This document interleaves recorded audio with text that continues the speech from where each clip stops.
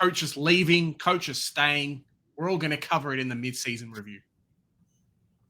Mate, I'm keen. I was keen for this because Mm-hmm.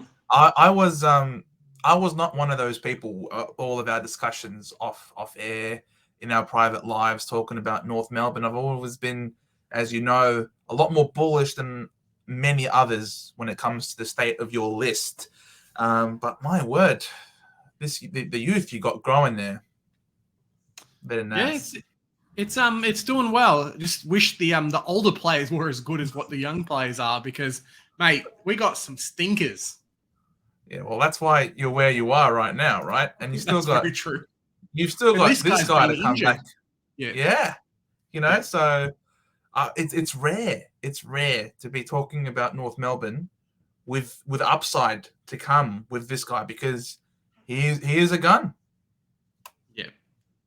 He's big LDU, man. I mean, what's the guy with 3 letters in his name? Like people mislead him for an alcoholic drink. So Yeah. yeah, he gives us the buzz at the club. I tell you what. Oh, yeah, I mean, you would certainly think so. Mm-hmm. When you got a 17th, when you're looking at this stat sheet, 17th on the ladder, 2 wins, 12 losses, a 69.6%, efficiency in terms of your percentage, and your best performance of the year was still a loss. You would think that you would be consuming a lot of alcoholic beverages.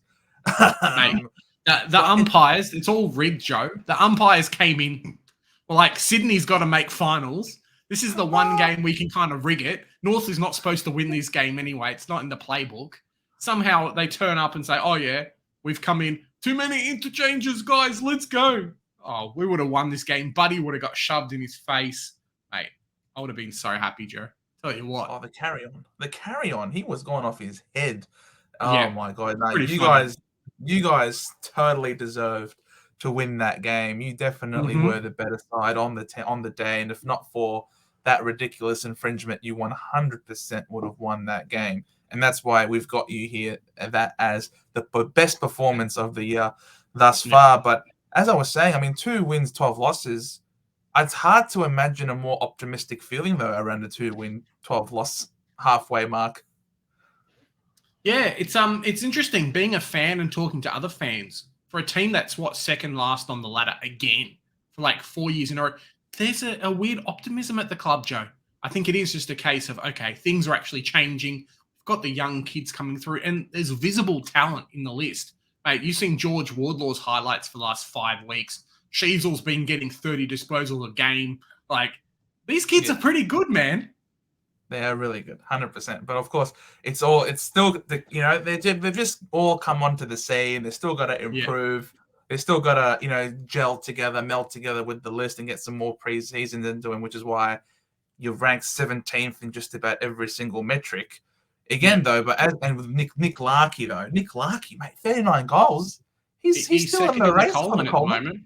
Yeah, he's second in the Coleman. I think he's basically the most accurate key forward, like in the AFL, at least has been for a while, like 70 plus accuracy. So he kicks a lot of goals, this guy. But, the metrics is it all, right? There's games where they're just blowouts. There's games that we play half a game, the opposition play 4 quarters. So that's why our metrics are there. There's no excuses. The clubs put themselves in this position, but as we said before, at least they're trying to get better. Yeah, 100%. And someone who I think has gotten better on that list is Cam Zerha. He's someone that I wish he could learn a bit from Larkey and get that goal accuracy up, because that's probably the one area. Shocking. That's the one area in his game that if he could get right, he really could be one of the top strikers in the league. The forward, the forward that pinches in the midfield and pushes forward and kicks goals, because he's averaging 1.5 goals a game off 44% accuracy. Like, if he got that a bit better, he could be looking at 3 goals a game, and that is really impressive. Yeah, he's the club's always trying to be building him for a while, trying to get him into that De Goey stringer type mold. These powerful forwards who can move into the midfield and do quite well. as you see here, elite in a lot of the midfield stats, but it's his work up in the forward line that needs a lot of work. I still feel as a North fan, and maybe you can tell me different, being not a North fan, but he's not as damaging in the forward line as what we'd love him to be. Sometimes it's a little bit of those efforts. Seems to get very annoyed and very emotional during games, so that can get away with him sometimes. It just seems like this year, though, in particular, it seems that he's a bit more mature. I totally understand where you're coming from, but from a layman, non-North Melbourne perspective, especially now in that last game where you guys played against the Bulldogs, and he's playing, under some duress. He has to wear that glove. Yeah, he has to wear that glove, so he's not 100% in terms of his hand, but he's still going out, and the way he goes about it, he's not complaining. He's still got that power. He's shrugging people off like no one's business, and he is really looking dangerous. It's taken him some time to put it together, but I just feel like this has been a really mature output from him this year. And I think he's starting to finally live up to give out that more consistent output that you guys have always expected him capable of doing. Yeah, I totally agree there. This one, though. Mate,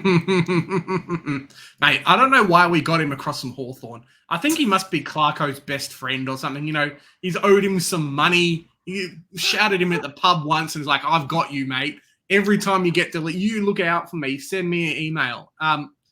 Daniel Howe, hopefully he doesn't get another year. He was taken on as a rookie. Yes, he's a mature body, but as the stats show, 15 disposals a game, 4 contested possessions, playing a midfield wing role, crappy clearances, crappy score involvements. Like, he's not what you want from a player. He's literally there because he's 25 and he can run the whole game out. Yeah. And even then, he's not really giving you much. So no, he's not inspiring confidence in any of the other players to do well, is he? No. And then it hurts me when I see someone like a Shazel pick the ball up in the middle of the ground and then you hear Kelly Underwood say Daniel Howe. It's just mate. Get that name out of your mouth. Shame on you. I'm not even a North supporter. I'm not even a North supporter. And I'm running to defend Shazel's honor. How dare you? How dare you accidentally call him Daniel Howe? Yeah. As I've said in the past, man, it's these young kids that are showing up the older players, and Daniel Howe's, soldier from a forgotten era, I reckon. Yeah, fair enough. So, look, I was a bit more bullish on this team. You though have pegged them down a bit to a C-. I mean, they were always expected. They was expected to be towards the bottom of the ladder. This year, we know that they're a rebuilding team. I didn't expect them to be second last. I probably expected them to be a bit higher than second last. I thought the list, especially in terms of the young talent, is better. But you found that there's unfortunately been a lot of outs that are really crucial to your team, and probably none more so than LDU having to be out. I mean, Clarko's out as well, so that probably doesn't help either. But no one would have for a team that's basically, I think for a team that's basically rated 17th on everything, second last on the ladder, even a C+, a C- here might be a bit asking a lot. So I think that's a pretty fair deal. Fair enough. I mean, the youth is remarkable, as we've mentioned, and the team really will be a force if they can stick together, stay the course, get Clarko back. We're re-signing them. We've only got Mackay left. Everyone else is basically signed up now. So slowly, big things are coming, Joe. Trade period, here we come.